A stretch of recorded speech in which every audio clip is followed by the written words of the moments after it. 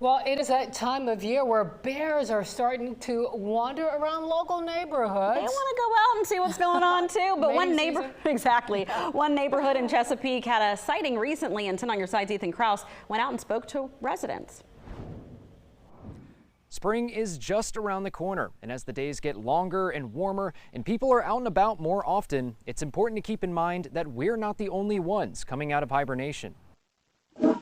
A few weeks ago, 10 on Your Side reported that a black bear, who the neighbors named Sweetie, had been seen multiple times in a Chesapeake neighborhood. We had been having a bear sighting in the neighborhood quite frequently recently, and before I went to bed I started just checking my cameras, and when I checked the front door camera, that's when I noticed that the bear had come up right up to the front door and was sniffing the door handle. The bear sifting through trash cans and bird feeders, looking for something to eat. We know that he's hunting for food, he's foraging for what he can find. Residents now tell us that Sweetie is still seen patrolling the neighborhood for food.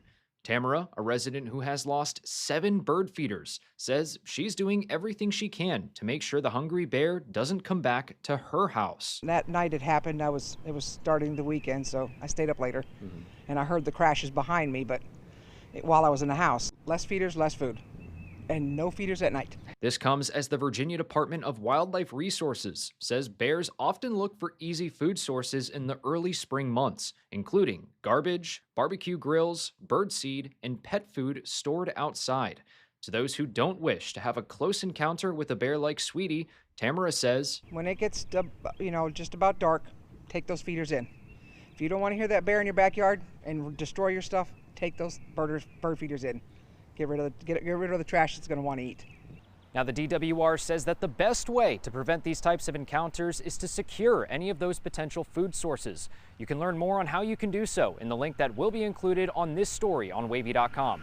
In Chesapeake, Ethan Krauss, 10 on Your Side.